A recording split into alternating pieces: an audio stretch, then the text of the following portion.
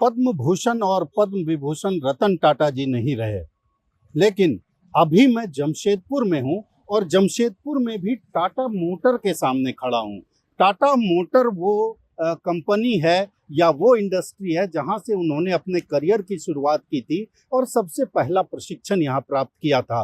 1962 में रतन टाटा जी ने इसके लिए एक सपना देखा था, जो सपना बाद में पूरे विश्व स्तर पर फैला। और जैसा कि साफ तौर पर देख सकते हैं, टाटा मोटर का जो बाहरी इलाका है एकांत सन्नाटा है और अंदर काम भले ही चल रहा हो, चूंकि फैक्ट्री है ये बंद नहीं होती है, लेकिन कहीं न कहीं सुबह से ही जमशेदपुर के अलग अलग इलाकों में लोगों के द्वारा श्रद्धांजलि देने का सिलसिला लगातार जारी है।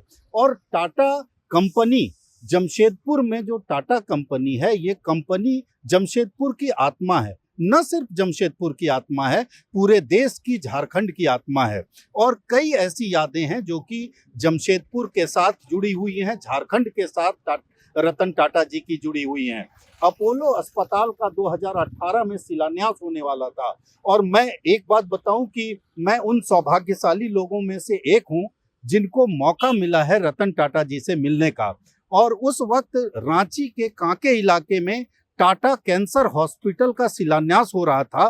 तब रघुवर दास जी मुख्यमंत्री हुआ करते थे और वो दौर भी मुझे याद है जब उनका व्यवहार समझना उनके व्यवहार को समझने के लिए समझ चाहिए। और ये एक बहुत बड़ी बात है, उनकी दयालुता, उनकी ईमानदारी, उनका कर्तव्यनिष्ठ होना, वो कर्मठ होना। और जिस तरह से टाटा के कारोबार को पूरी तरह से, ये जमशेदपुर का इलाका है और जमशेदपुर का ये टाटा मोटर के सामने का इलाका है, ये फैक्ट्री इलाका है, बहुत ज़्यादा यहाँ घूमना भी संभव नहीं है, मनाही होती है। और लगातार यहाँ तो वैसे कर्मचारी कम दिखाई दे रहे हैं जो कि उनके साथ कभी काम करने का जिनको मौका लगा हो, क्योंकि यहाँ के बाद उन्होंने ज़्यादातर समय अपना मुंबई में ही गुजारा।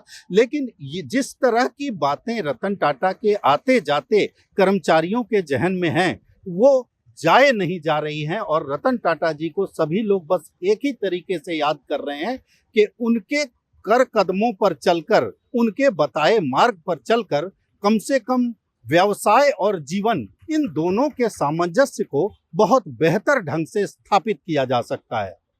भारत एक्सप्रेस के लिए कैमरामैन धर्मेंद्र के साथ मधुकर आनंद, जमशेदपुर।